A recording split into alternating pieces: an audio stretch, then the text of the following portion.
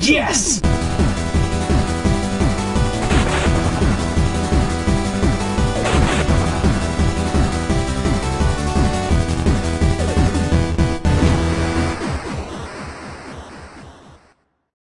No More Heroes 2, Desperate Struggle of the Last Breath of the Mohicans of the Supper. Welcome to a brand new episode of The Completionist. And today, guys, we are looking at a sequel at a game I've already reviewed before in Season 1 of The Completionist. And we're going to make sure this time around, hopefully, they've listened, they went ahead, and they fixed all the little things that were wrong with the first one. So, let's hope there was no struggle with it. Well, we need to have a struggle. No, let's hope it's not desperate. No, we don't want to. No. USA.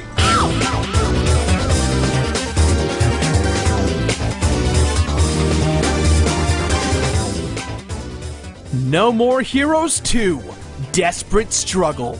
That's right, folks. They made a sequel to one of the best games on the Wii. The question is, did they move forward with the franchise, or did they just rinse and repeat to keep the franchise going? But Beardman, I thought the first game had a very bizarre ending. How can they expand on the already insane plot from No More Heroes? Will Travis Touchdown ever get Travis Touchdown? I see what you did there. Yeah, baby. Boom. Word. Solid. Wicked. Batman. Wait, what? Superman?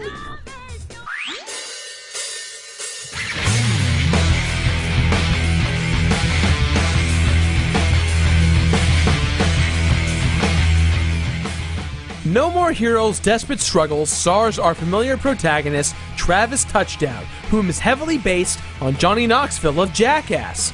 Honestly, there's no point in watching a video about a sequel without having watched the first. So go ahead and get familiar with the first game by clicking here to watch our review of it. Don't worry, we'll wait.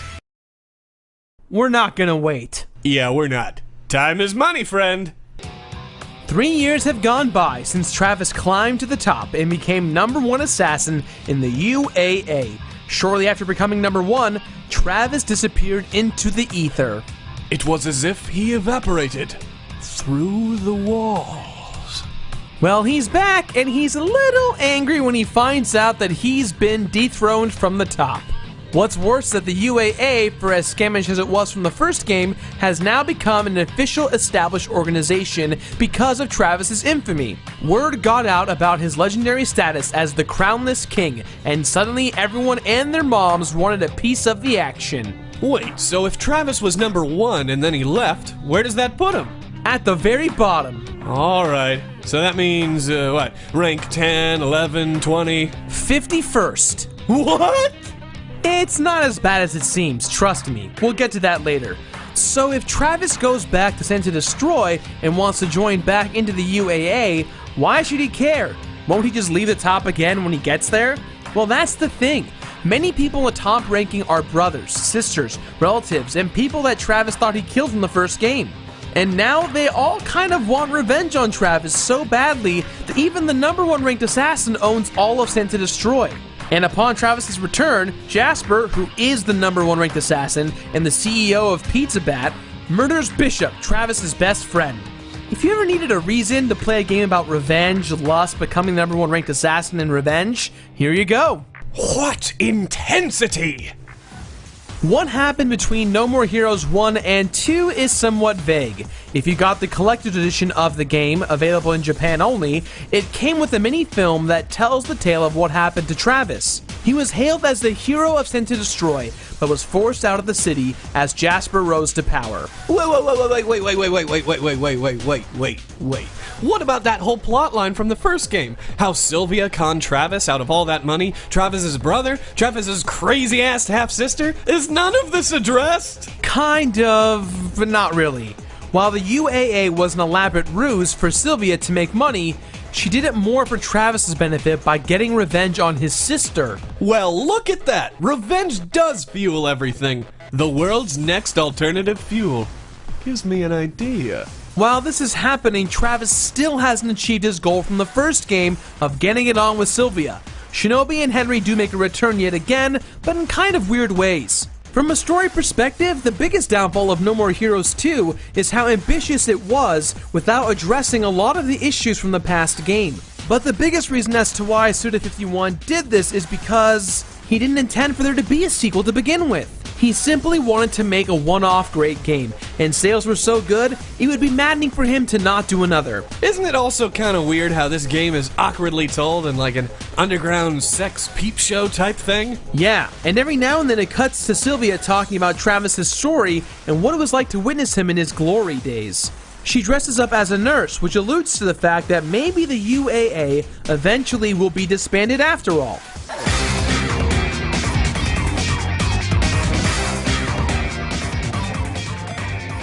No More Heroes 2 made a lot of great changes to cut the fluff out of the first game. For starters, the entire use of the free-roaming overworld is gone. Cut entirely. And I'm okay with this. As much as I love driving around in the first game, there's no real reason to do that when all you need to do is go to a single specific location. Instantly, you can travel by pressing the name of the area you want to visit, and boom, you're there. Done. Let's have a moment of silence for the wheelies. That's enough. All of the side quests from the first game that were incredibly tedious, boring, and not worth the time have been revamped with fun 8-bit classic-style games. These games are short, fun, and are meant to give you quick cash, and the cash is not required for story progression, which is another appreciative change. Cash is only used to purchase items like clothing and training to make you stronger. The theme from the first game is back, and yes, it's still amazing in case you were wondering. Tons of remixes of the theme have been brought into the game, which is quite nice. The soundtrack for Desperate Struggle features tons of well-established Japanese bands. I personally don't have a connection to the new music, but I'm sure tons of people do. Graphically, No More Heroes 2 does look better, but at times the frame rate does suffer. Some of the scenes from the first game look better than a lot of the scenes in Desperate Struggle. And let's be real, not much can be improved when it's using the same engine as the first game. Same engine, huh? Tired of that old inefficient engine? Well, you should try the new efficient one, fueled by your revenge, made right here in the USA. Be sure to try the Revenge-It. Well, remember, it's completely zero emissions. Except for blood, of course. Revenge! The most rootinest, tootinest form of energy on this side of the Mississippi.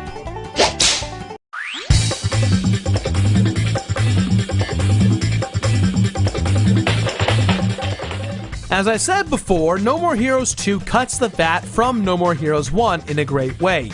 The combat does not change at all, which is both good and bad. It's good because it's something we're all familiar with and love. It's bad because it doesn't show that Travis has progressed from one game to the next. Some will argue that he does get another beam katana towards the end, but honestly, that doesn't change the gameplay at all. When you kill enemies now, you use both the nunchuck and the Wiimote instead of the Wiimote in the direction. I would have incorporated a super move meter for the new types of beam katanas. It would require different ways of holding the Wiimote. I don't know, something to shake it up just a little bit.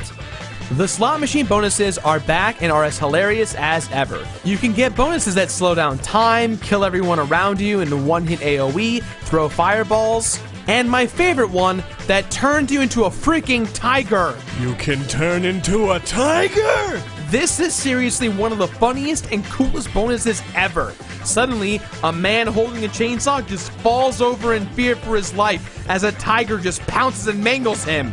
I think there's only one thing that can make this even funnier. Tiger mangling montage to the sweet soothing sounds of Lou Bega? You know me too well, Greg. A little bit of Monica in my life, a little bit of Erica by my side, a little bit of Rita's all I need, a little bit of Tina's what I see, a little bit of Sandra in the sun, a little bit of Mary all night long, a little bit of Jessica, here I am, a little bit of you makes me your man. Even though we already talked about the side missions, it's super important to bring it up again. By modifying them, Suda51 showed that he listened to his critics and wanted to adapt a bit. There's a few more new mini-games that you can enjoy.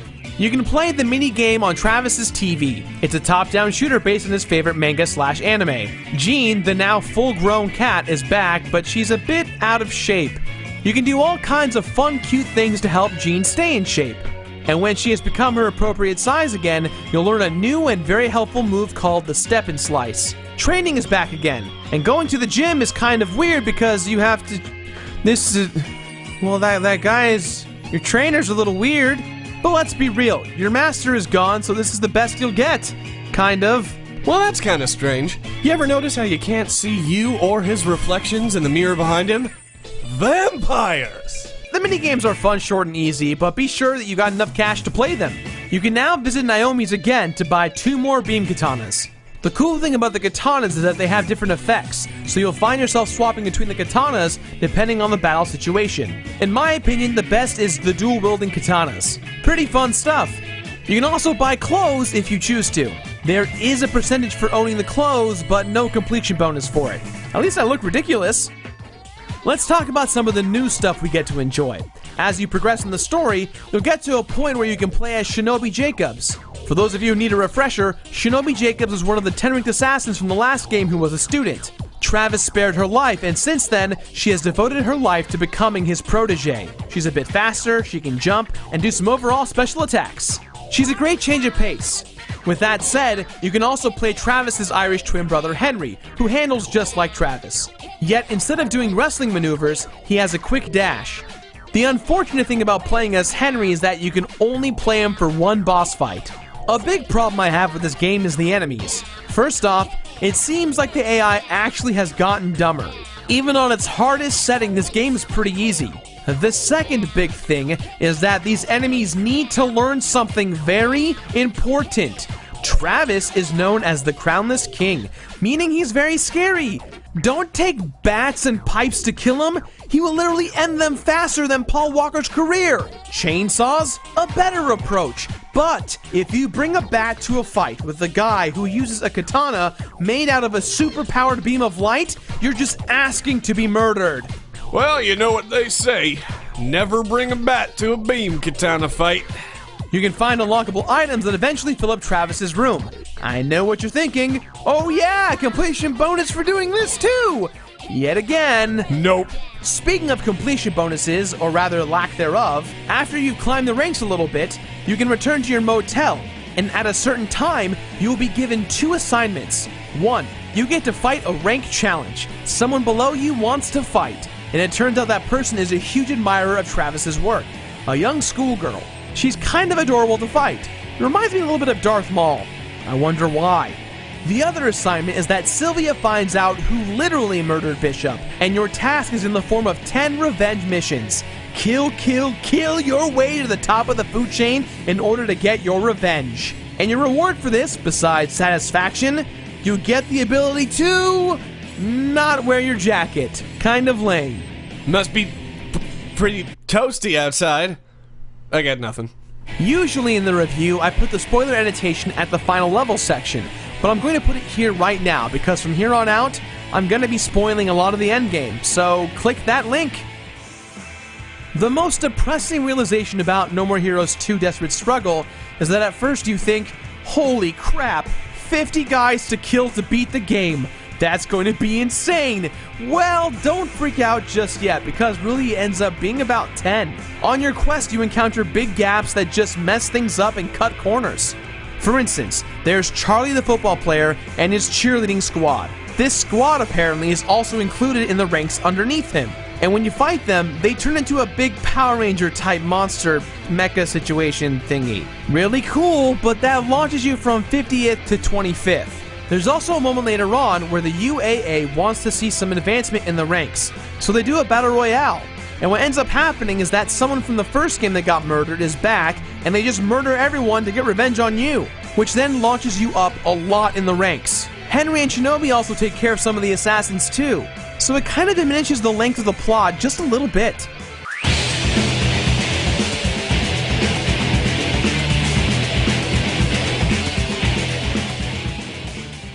After murdering your way through the game, you made it to rank number 2. Travis has had enough with killing these assassins. After he murders Jasper, he's done and wants to dismantle the UAA. And then, out of the blue, it happens. It finally happens. Travis scored a touchdown, baby! Woo! Well, would you look at that. Travis finally gets to sleep with Sylvia. Looks like our protagonist finally got what he wanted from the first game. And after waking up from a lovely rendezvous, Travis is ready to take down Jasper and the Pizza Bat. As the final bout takes place, Jasper reveals that Travis murdered his brothers and father in the first game, pinpointing why Jasper killed Bishop. And then he decides to really mess with Travis's head by revealing that he has the heads of Shinobi, Sylvia, and Henry. Wow! It got dark real quick. I wouldn't worry about that too much. In the middle of your fight, Henry pops in through the window. See? Everything's fine. Oh man, kinda scared me there for a second. I'm not gonna lie, the second form fight with Jasper is pretty hard. This probably took me a lot more than I anticipated. Okay, I got this. What? Oh no! Don't kick your back! Batteries! In the bag! No. No, the bag over there. Get it! Yep. Getting. Okay. Oh, you dropped your coin. Okay. Nope, you dropped your other coin. I'm good. Come on, get the batteries in. There you go. Come on! Don't get it! Yes! Yes! Oh, come on! After defeating all three forms of Jasper, Travis floats to his death, only to be rescued by Sylvia. The credits roll, and it flashes forward to the man who's been seeing Sylvia in the whorehouse. Turns out it's Travis telling her to open her eyes. It's time to go home. Santa Destroy needs us.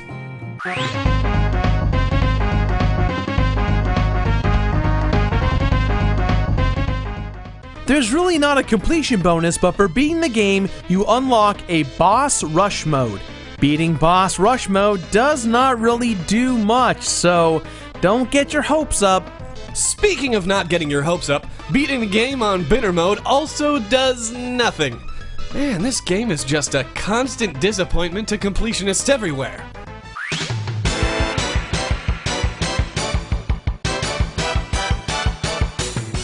Completing this game is actually kind of a pain in the ass, especially since getting all the items, clothing, revenge missions, etc. all lead to nothing important. In the end, I think you're just better off finishing the game for its story. Tiger montage? Tiger montage. This tiger montage fueled by revenge! Taste the tiger! No More Heroes 2 Desperate Struggle is a fantastic sequel. It took all the fat we had in the first game and trimmed it. However, it didn't really progress in regards to a sequel, how a sequel should, for development and combat. It's the exact same song and dance from the first game, with subtle improvements. I mean, yeah, you can be a tiger, but well, being the tiger is really cool. The point is, in order to make a good sequel, you have to improve a little bit. Just a little bit. With that in mind, guys, this game is my completionist rating of Finish It. Finna double katana it! That's all the time we have for today, guys, so please, as always, leave your future suggestions in the comments below. Future suggestions, not suggestions for now. Future suggestions. They're from the future. Speaking of the future, if you're from that, give next week's episode a click right here. And, you know, if you missed last week's episode, give it a click clack right here. Give it a clack. Give it a clack. Clack, clack, a clack, a clack, a clack. Now, if you excuse me, a word from our sponsor.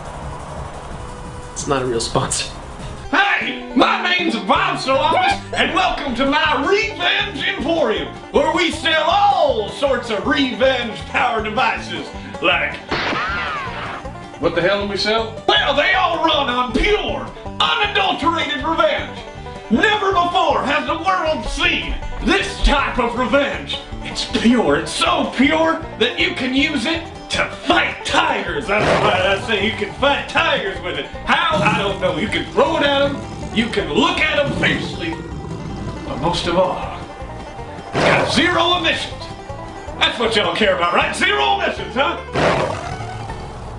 Never before has the world witnessed this type of zero. There are such a lack of emissions. There's such a lack of emissions that you cannot get into any of those schools. You will never be emitted. You know, we got them hybrids too.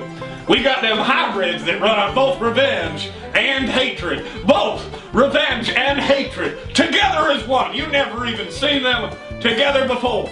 Yahoo! Watch out, kids.